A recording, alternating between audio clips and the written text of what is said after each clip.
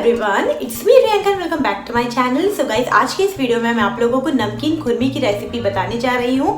ये रेसिपी सभी लोगों को काफ़ी पसंद होती है, चाहे वो बच्चे हों चाहे बड़े हों, और ये स्नैक्स टाइम के लिए एक बहुत ही बढ़िया ऑप्शन है और आप इसे 10 से 15 दिनों तक आसानी से स्टोर करके भी रख सकते हैं। तो फिर चलिए स्टार्ट करते हैं ये खस्ता कुरकुरी नमकीन खुरमी की रेसिपी को। तो ये रेसिपी स्टार्ट करने के पहले मैं आप लोगों से 2 क्वेश्चंस करने चाहूँगी। क्या आपकी खुरमी में बनते टाइम बबल्स आ जाते हैं?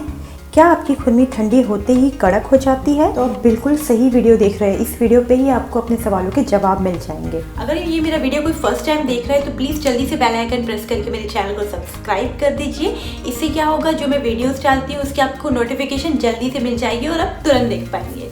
तो फिर चलिए देखते हैं कि हमें डो बनाने के लिए क्या क्या चाहिए। तो मैं यहाँ पे यूज़ करने वाली हूँ मैदा, ऑयल, वाटर, सॉल्ट, अजवाइन और कलौंजी। आपको जो यूज़ करना है आप कर सकते हैं। तो यहाँ पे मैंने एक प्लेट ले लिया है आटा गूंदने के लिए एंड मैंने यहाँ पे कप लिया है और मैंने 1.5 कप मैदा लिया है।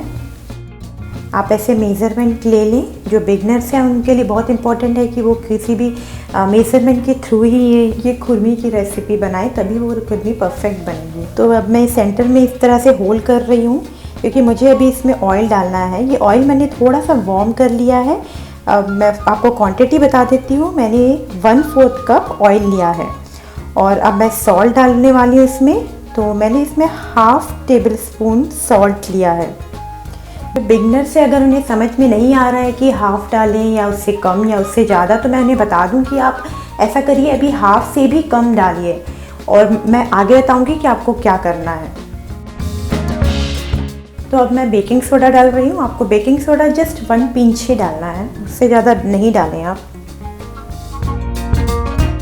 अब मैं इसमें अजवाइन मिक्स कर रही हूँ। मैंने अजवाइन 2 टेबल स्पून लिया है बिकॉज़ ये इतना ज़्यादा स्ट्रॉन्ग नहीं है, तो मैंने ज़्यादा डाला है।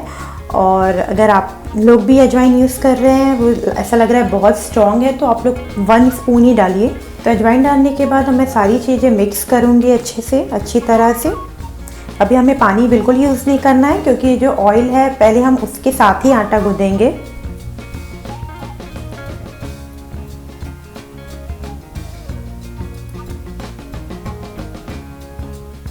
तो इस तरह से आप आटा गूंथते जाइए।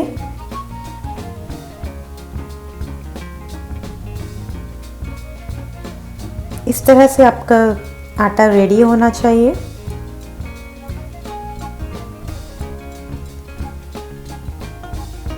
तो ये इसका मतलब ये है कि अच्छे से मिक्स हो चुका है आटा हमारा और अब हमें पानी की ज़रूरत पड़ेगी। तो मैं थोड़ा थोड़ा पानी यूज़ करूँगी और आटा गूंथते जाऊँगी। इस तरह से आप लोग को भी गूंथना है। एक्सपीरियंस्ड है उनको तो पता है हमें कितना पानी चाहिए कितना नहीं चाहिए, लेकिन जो बिगनर्स हैं उनको बहुत प्रॉब्लम आ जाती है। तो आप प्लीज़ बिल्कुल ज़रा सा पानी डाल के ही गूंदें। हमारा डो बहुत भी ज़्यादा गीला नहीं होना चाहिए और बहुत भी ज़्यादा ड्राई नहीं होना चाहिए। इस तरह से गूंथते जाइए आप।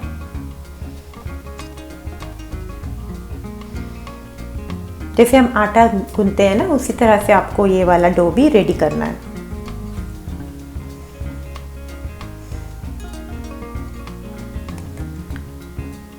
हमें ये प्रोसेस 5 to 10 मिनट्स करनी है। तो आप देख सकते हैं हमारा डो कितने अच्छी तरह से बन गया है, रेडी हो गया है। अब मैं एक कॉटन का कपड़ा ले रही हूँ गीला करके और इसे अब मैं कवर करके रख दूँगी ½ एन आवर के लिए और फिर मिलते हैं आफ्टर ½ एन आवर। तो चलिए अब देखते हैं हमारे आटे का क्या हाल है। तो देखिए ये किस तरह से दिख रहा है। मैंने यहाँ पे कपड़ा इसलिए डाला था, इसलिए मैंने ढक के रखा था क्योंकि ये जो मैदा होता है ना उसमें जम जाती है, तो वो प्रॉब्लम ना आए उसके लिए मैं इसे कवर करके रखा था। तो चलिए अब मैं इसे बेल लेती हूँ। मैं इसके 3 पार्ट्स कर लेती हूँ। ये इतना ज़्यादा भी नहीं है तो ये बहुत जल्दी बनने वाला है। तो मैं इसके 3 पार्ट्स में मैंने इसे डिवाइड कर लिया है। तो अब मैं एक पार्ट लेकर अब इसे बेल दूँगी। जैसे आप रोटी बेलते हैं सेम वैसे ही बेलना है, बट आपको थोड़ा सा ये ना मोटा रखना है, थिक रखना है आपको।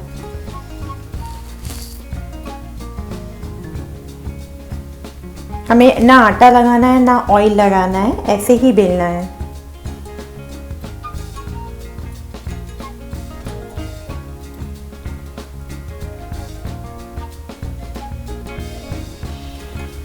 तो इसे मैंने अच्छी तरह से बेल लिया है। अब हमें कट करना है, तो मैं इसे इस तरह से कट कर रही हूँ। आप कोई भी शेप दे सकते हैं, अगर आपके पास कटर है तो आप वो यूज़ कर सकते हैं, बट मैं आज नाइफ़ यूज़ कर रही हूँ इसे कट करने के लिए। तो इस तरह से हमें कट कर लेना है और एक प्लेट पे मैं इसे निकाल के रख दूँगी।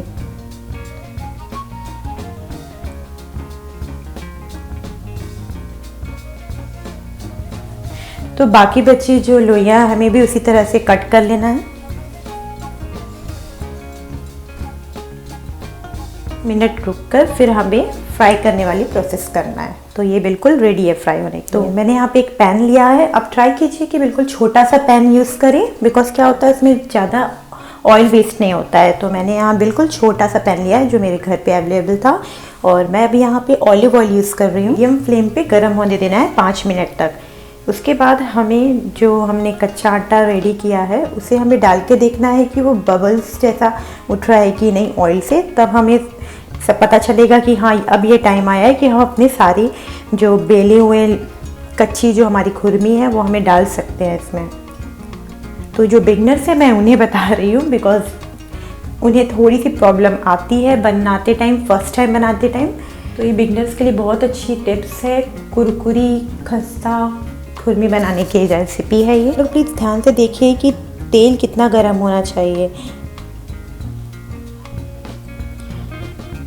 तो जैसे मैं डाल रही हूँ और आप लोग को जैसा दिख रहा है ऑयल जितना गर्म समझ में आ रहा है, ठीक आप लोग को वैसे ही रखना है। ज़्यादा गर्म नहीं करना है तेल, उससे ही प्रॉब्लम आती है, उससे ही हमारी जो खुरमी है वो खस्ता नहीं हो पाती है।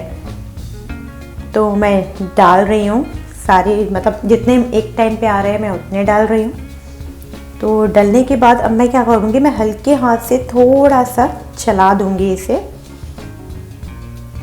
मीडियम फ्लेम पे रख के ही बनने देना है।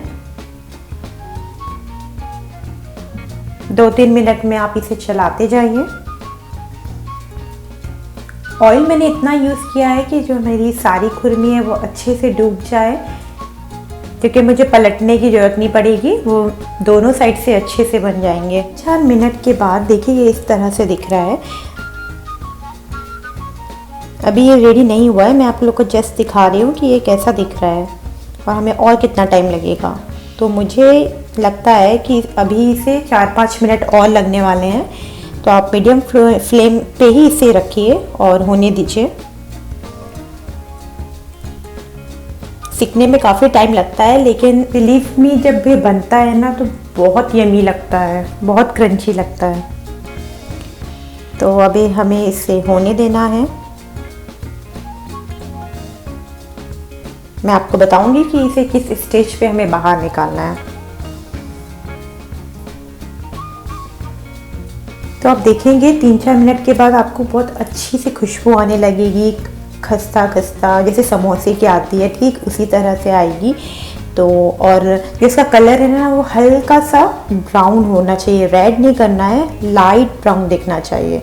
तो अब ये स्टेज आ गया है कि हमें इसे बाहर निकालना है। तो देखिए आप, ज़्यादा ये रेड नहीं किया मैंने इसे, क्योंकि ठंडा होने के बाद ना इसका कलर थोड़ा सा आ जाता है। तो आप पहले ही इसे निकाल लीजिए, जैसे खुशबू आने लगे। तो मैं आप लोग को पास से भी एक बार दिखा देती हूँ कि ये कैसा दिखना चाहिए। तो देखिए इसका कलर ऐसा होना चाहिए। आपने देखा होगा बाहर जो मिलता है रेडीमेड, उसका कलर यही होता है। तो मैंने निकालने के बाद जो बाकी जो मेरा बचा हुआ है उसे भी मैं जल्दी से फ्राई कर लेती हूँ।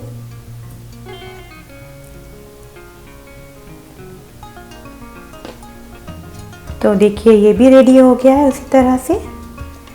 तो ये सब रेडी होने के बाद मैं इसे एक प्लेट में निकाल लूँगी और इसे मैं थोड़ा सा ठंडा होने दूँगी। और ठंडा होने के बाद मैं इसे थोड़ा सा आप लोग को तोड़ के दिखाती हूँ कि ये किस तरह से बना है। तो देखिए ये बिल्कुल ईजिली टूट गया है। तो इस तरह से ही बननी चाहिए हमारी खुरमी। जो बिगनर्स है मैंने उन्हें कहा था कि आप लोग नमक ज़्यादा नहीं डालें। तो मैं आप लोग को ये बता दूं कि जब हम इसे गरम गरम निकालते हैं ना, तो गरम रहते टाइम ही हमें इसे थोड़ा सा नमक छिड़कना है ऊपर से, नमक छिड़क के आप मिक्स कर दें। उसके बाद गरम गरम में ही मिक्स होता है, तो आप ऐसा ट्राई कर सकते हैं। और अभी फेस्टिवल्स चल रहे हैं, तो आप लोग प्लीज़ ट्राई कीजिए और अपना एक्सपीरियंस मेरे साथ शेयर कीजिए, मुझे कमेंट कर सकते हैं आप। So guys, if you like this recipe, then please like it, share it, comment it, and don't forget to subscribe my channel. Please subscribe it. Thank you, take care, and bye bye.